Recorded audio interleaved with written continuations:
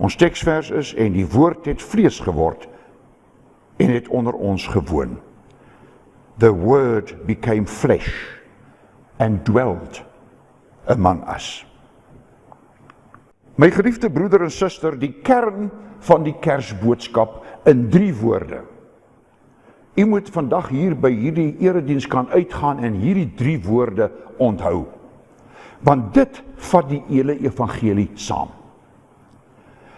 Nou gewoonlik kyk 'n mens na die Kersboodskap uit Matteus, die wyse manne en al daardie verhale rondom en die herders, en dan in Lukas 2, die geboorte van die Here Jesus Christus daar in Bethlehem. Gewoonlik word daar nie uit Johannes na Kersfees gekyk nie. Vandag gaan ons juis na Kersfees kyk soos wat Johannes dit verkondig het. Nou wat maak 'n mens eintlik met Kersfees? In die wêreld lyk dit asof die Here Jesus so 1 keer 'n jaar op 'n bepaalde tyd hier op die aarde vir ons kom kuier het. In die pers en oor die radio, op televisie, het die Kerstyd eintlik al so hier by Oktober, November begin. Volgens die wêreld het die Here Jesus toe al begin met sy aantog om by ons te kom kuier. Met jingle bells en stille nag en 'n hele boel ander kersliedere. En al die versierings wat dan daarmee saamgaan. En dan is die Here Jesus weer vir 'n jaar weg. Weg. 'n Groepie mense, gewoonlik minder as wat daar op Kersdag byvoorbeeld by mekaar is, kom oor 'n paar maande op 'n goeie Vrydag weer by mekaar en met trane in hulle oë luister hulle na 'n oratorium soos die Halleluja van Handel en dink en praat hulle miskien so 'n bietjie oor die lyding en die sterwe van die Here Jesus Christus. Maar dan is dit ook eintlik alweer verby. Vir baie mense is die Here Jesus so 'n verbygaande figuur, 'n passing figure. Soos wat daar baie verbygaande figure in die geskiedenis was en nog steeds vandag is. Maar nou is die vraag, wat doen ons eintlik met die verbygaande figuur van Jesus, wat so nou en dan volgens die wêreld hier by ons kom kuier? Want eintlik het baie mense nie veel aan die Here Jesus Christus, behalwe op sulke feesdae soos Kersdag en Goeie Vrydag nie.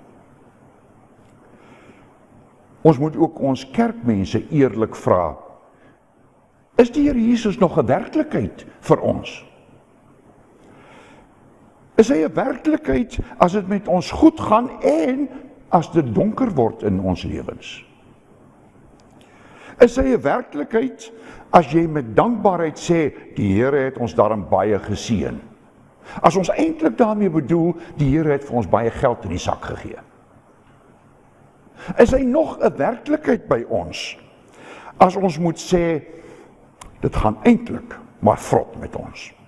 Is hy dan nog 'n werklikheid in jou lewe? Iemand met wie jy rekening hou? Nou die stukkie Kersevangelie wat ons uit die evangelie van Johannes gelees het vanoggend, vertel vir ons iets heeltemal anders. Eerstens vertel dit vir ons dat ons God, die woord, by ons kom woon het. Daarin sit sy heerlikheid. Vers 14 sê, en die woord het vlees geword en het onder ons gewoon. And the word became flesh and dwelt among us. En dit is die wonderlikheid van die evangelie, my broer en suster. Die Here Jesus het nie maar net in die verbygaan hier na die aarde gekom en vir ons 'n handdrukkie op Kersfees kom gee of op ander besondere tye in ons lewe nie. Hy het by ons kom bly. Hy het by ons kom woon. Dit is die evangelie. En dit is die waarheid van die Here Jesus Christus. Johannes sê hier, die waarheid is dat God jou nooit in die steek laat nie. Dat hy jou vashou, dat hy sy kerk vashou, waar die Here Jesus deur sy woord en gees jou ook al vergader het. Of dit nou hier is, of by Hoogland, of in Pretoria, daar hou hy jou vas in sy hande. En dit beteken dat God elkeen van ons persoonlik in sy hande vashou. En in die Here Jesus Christus word hierdie waarheid, dat hy die woord is, vir ons op 'n baie spesiale manier gebring. Die waarheid is, van die evangelie is, dat die Vader nooit sy kinders loslaat nie. Dat hy hulle maar net laat gaan nie. Die waarheid is, dat die eniggebore seun van God, na hierdie aarde gekom het, om hier by ons te kom bly.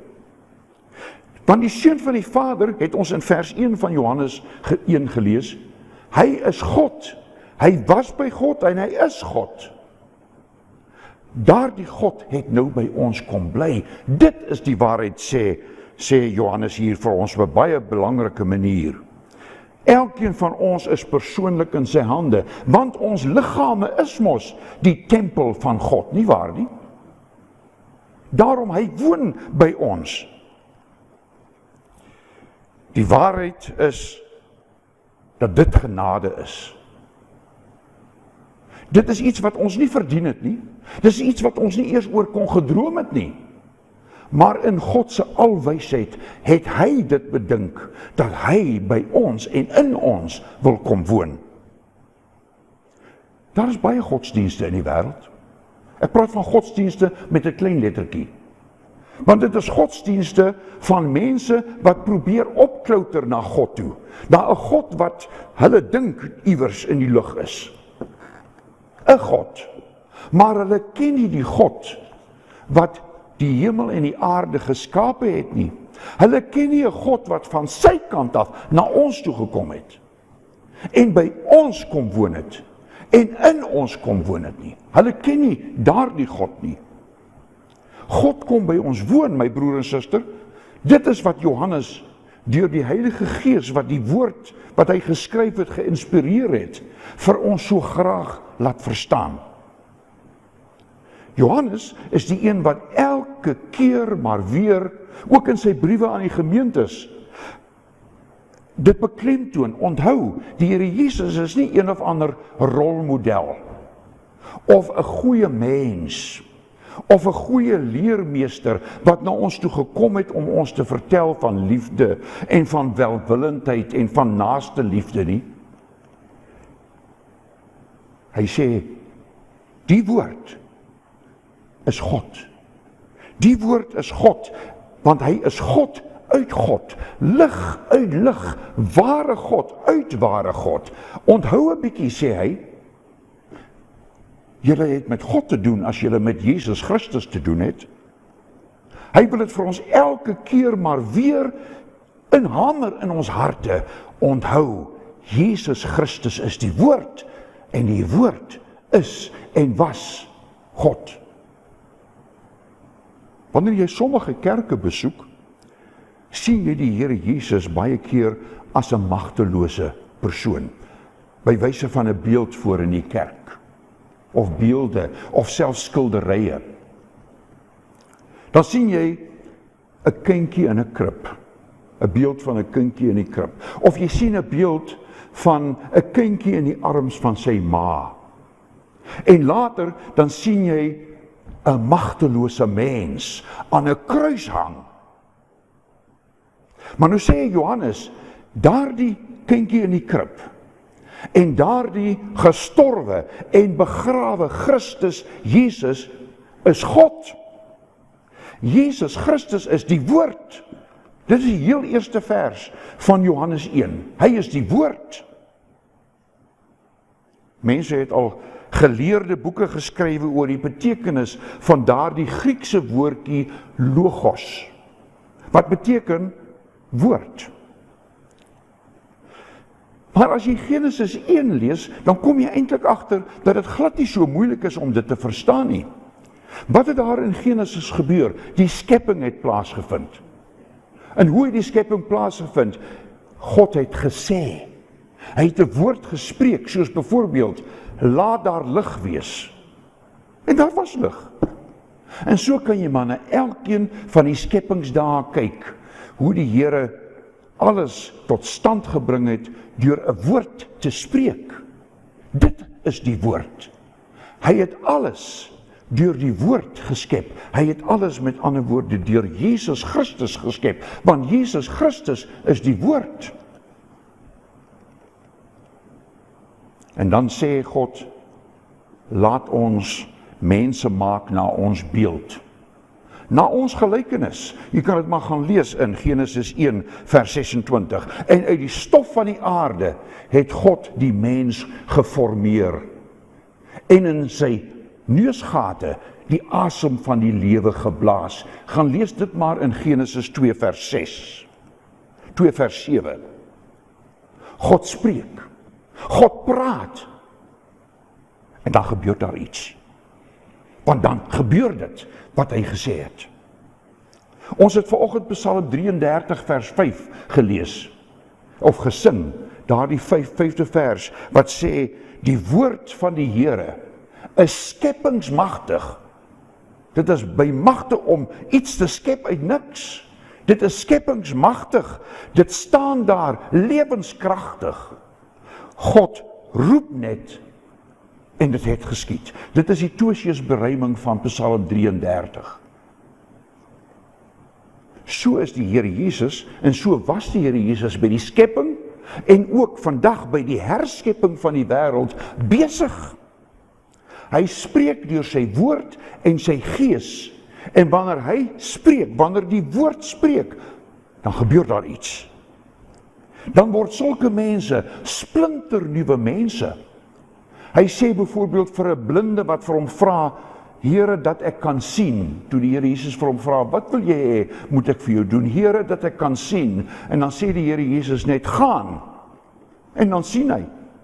So het hy dowes en lammes gesond gemaak. Vir lammes sê hy, vat jou bed op en loop. En onmiddellik het sy enkels en sy bene sterk geword. Hy is skepingsmagtig. Hy het selfs by die graf van Lazarus gestaan en gesê, Lazarus, kom uit. En die dooie Lazarus het lewend geword en uit die graf uitgekom. Hy sê iets en dit gebeur. Splinternuwe mense kom tot stand. Dit is die woord. Maar dan sê ons teksvers 14, dat die God, wat vir ons so ongrypbaar en so ver is, dat die woord het vlees geword. En die woord het vlees geword, and the word became flesh. Ek weet dat party vertalings, soos onder andere die 1983 vertaling in Afrikaans van die Bybel, het hierdie woordjie vlees versag na die woordjie mens. Daar staan, en die woord het mens geword. Maar as jy die Bybel goed lees, dan kom jy agter dat die woordjie vlees het 'n baie spesiale betekenis dwars deur die Bybel. Dit is eintlik maar 'n slaghuiswoord. As die ou Grieke slaghuis toe gegaan het om te gaan vleis koop, dan het hulle gesê, hulle wil sarks hê. Dis die Griekse woordjie sarks. En die gewone betekenis van die woordjie sarks is vleis. Ons noem dit so heel deftig en so heel verhewe, noem ons dit vlees. We loftily call it flesh, but it's simply meat. Perishable. Dit is iets wat nie lang kan bestaan nie, dit gaan sommer net verby, dit gaan af. En dan lees ons in Jesaja 40 vers 6, in die Ou Testament, dat Jesaja skryf, alle vlees is gras. Dit verdor, dit gaan verby in die Ou Testament. En Petrus en Jakobus sê dit dieselfde ding ook in die Nuwe Testament, soos byvoorbeeld in 1 Petrus 1 vers 24 en 25 en in Jakobus 1 vers 11. Die ewige God, en onthou wat ewigheid beteken, hè? Ewig beteken, hy het nie 'n begin nie, hy het ook nie 'n einde nie. Die ewige God het vleis geword.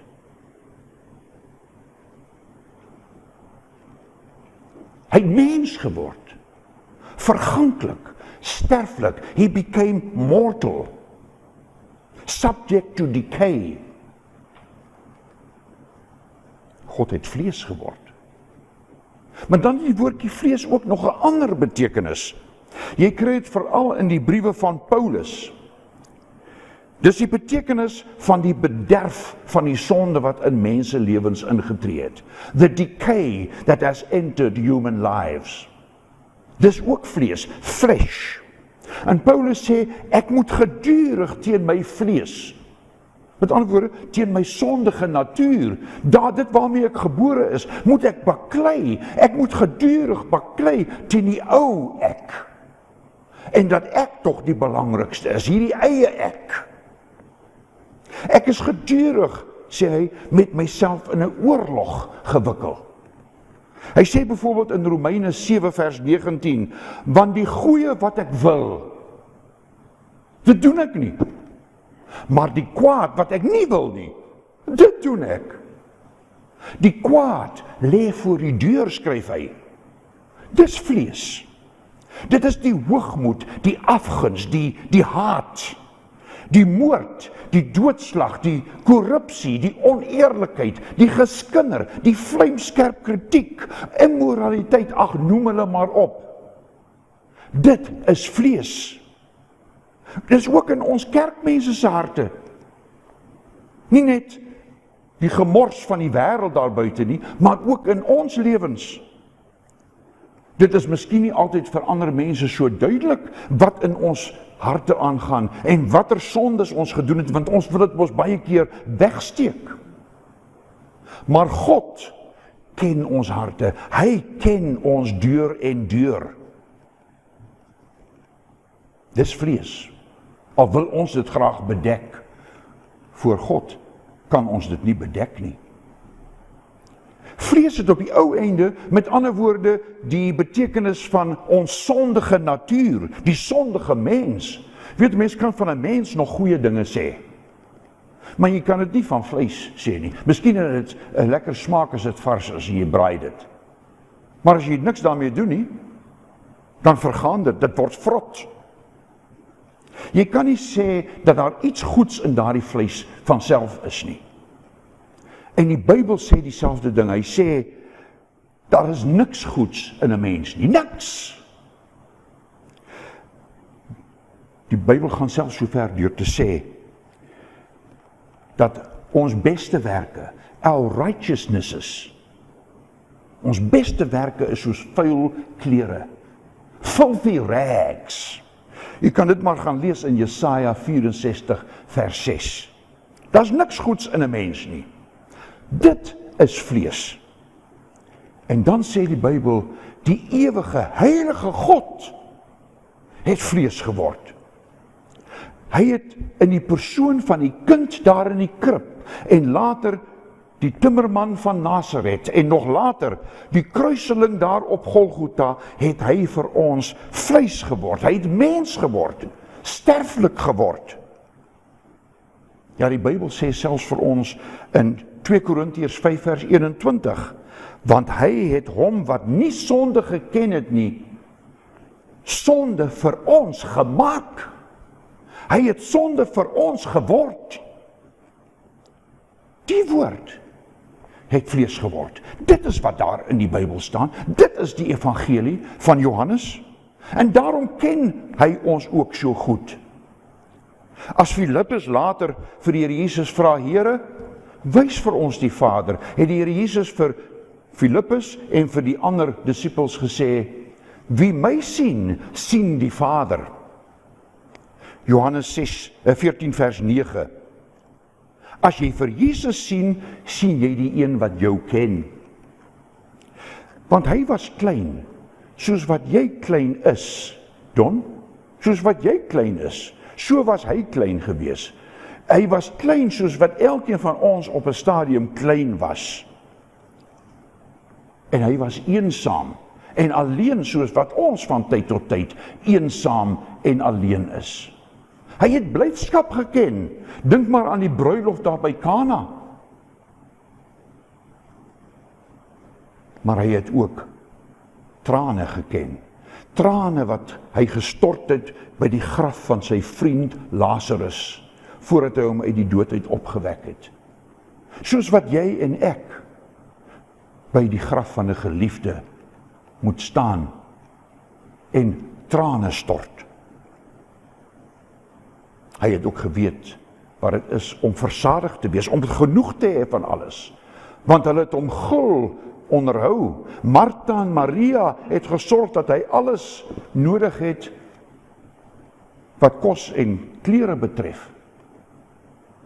Maar hy het ook armoede geken. So erge armoede, dat hy op 'n stadium in Matteus 8 vers 20 moes sê, die jakkalse het gate, en die voëls van die hemel het neste, maar die seun van die mens, onthou nou, mens, sarks, die seun van die vleis, die sterflike Jesus Christus, het geen plek waar hy sy hoof kan neerlê nie. Hy het een van ons geword.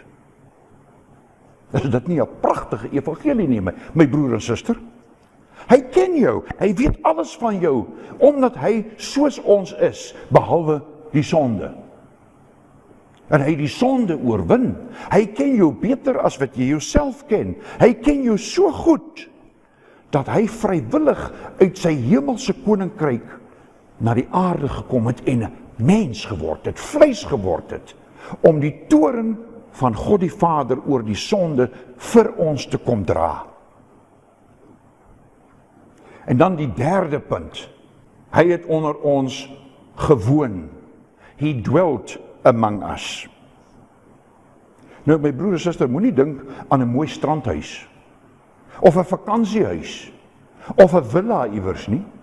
Nee, die oorspronklike Grieks gebruik 'n woord wat in die Ou Testament gebruik is vir tabernakel, of 'n tent. Paulus praat later van ons aardse tentwoning, our earthly tent. Kyk maar in 2 Korintiërs 5 vers 1. Nou die van julle wat 'n tent ken, weet, dit is lekker vir so 'n rukkie. Lekker wanneer jy met vakansie gaan, maar na 'n ruk, en is gewoonlik nie 'n baie lang ruk nie, dan wil jy graag weer by die huis kom, waar jy op vaste grond kan staan, en waar jy 'n vaste dak bo jou kop het, en 'n plek waar jy wind en reën kan uithou. Maar Jesus Christus kom by ons bly in ons tent, in ons aardse tentwoning. Hy sweef nie maar net oor die aarde nie. Nee, hy moes per voet reis daar in die land van Palestina. Hy ervaar al die seer wat ons ervaar. Net 1000 maal erger. So erg dat hy angsbevange daar in die tuin van Getsemane vir die Vader moes bid. Vader, as u tog maar hierdie beker by my wil wegneem. Lees dit maar in Lukas 22 vers 42. En sy sweet word soos bloed, want hy is angsbevange vir die oordeel van God die Vader oor al die sonde van die wêreld wat op sy skouers sou rus. Hy is angsbevange vir daardie laaste oomblikke wat die laaste tentpen van hom uitgeruk sal word, waar hy soos 'n boef aan 'n kruis moes sterf. Kyk, so het die Here Jesus by ons kom woon. Hy het nie by 'n ander plek tuis gegaan nie. Hy het nie tuis gegaan by mense wat tevrede is met hulle self en met hulle posisies en met hulle inkomste en hulle eie verdienste nie. Nee, hy het tuis gegaan by mense wat besef het, hulle het die dokter nodig. Want dat hulle besmet is met sonde, dat hulle lewens siek is van die sonde, dat hulle redding nodig het. Hy wil vandag nog steeds deur sy woord en gees by jou tuis gaan. As jy die dokter het, as jy besef dat jy redding nodig het, dan wil hy by jou kom tent opslaan, hy wil by jou kom tabernakel. Hy wil by jou tuis wees. En jy weet, dan kan dit maar 25 Desember wees, waarop ons Kersfees vier, maar dit kan ook op enige ander datum wees, wat ons oor die Kersgebeure praat, en waaroor ons die woord van die Here hoor. Dit kan maar enige dag wees, al het jy jou sorge en jou probleme. Daar is miskien die dokter wat vir jou sê, ek weet nie of jy weer gaan regkom nie. Of die skuldeiser wat vir jou sê, betaal. Of die politicus wat vir jou sê, dit sal nou so en so in hierdie land gaan. Maar die Here Jesus sê, ek is die woord. Onthou dit, ek is die woord. En ek het vlees geword, vleis geword, vir jou. En onthou, hy sê ook, ek kom by jou woon, in jou tent, watter datum dit nou ook al is, van jou geboortedatum tot by jou sterfdatum, is ek by jou, nee ek sê dit eintlik verkeerd, van jou geboortedatum tot verby jou sterfdatum. Want as jou laaste tentpen uitgetrek word, wanneer jy uit jou aardse tent uitgaan, dan het ek vir jou 'n huis. Hy het in Johannes 14 vers 2 gesê, in die huis van my Vader is daar baie wonings. Jy ken miskien die Engelse lied. In my Father's house are many mansions. In my Father's house are many mansions. If it were not so, I would have told you. I go to prepare a place for you. Dan is dit eintlik altyd Kersfees. Dink daaraan, my broeder en suster. Dan is dit eintlik altyd Kersfees. Dan kom die nuwe toekoms, waar ons altyd by God die Here in die hemel sal wees, en hy by ons, waar ons op die aarde nog is. Daar is vir ons 'n woning, by die vlees geworde woord, wat nou ons plek in die hemel regmaak. Amen. Kom ons dank saam. Ons dank u, almagtige God, vir u redding deur Jesus Christus. Ons dank u, o Here Jesus, dat al wou u dat die beker van u al weggeneem word, dat u nogtans vrywillig u lewe afgelê het vir u skape, dat u ons wou red van die toorn van God die Vader oor die sonde. Ons loof en ons prys u heilige naam. Ons dank u vir die woord wat ons vanoggend gehoor het, van die woord wat vlees geword het en onder ons gewoon het. Ons bid u Here, wees met ons vandag verder, werk met u Heilige Gees in ons harte, sodat ons geloof daardeur kan groei, en dat ons nader na u toe sal wil beweeg. Ons vra dit in die naam van Jesus Christus, ons Verlosser en Redder. Amen.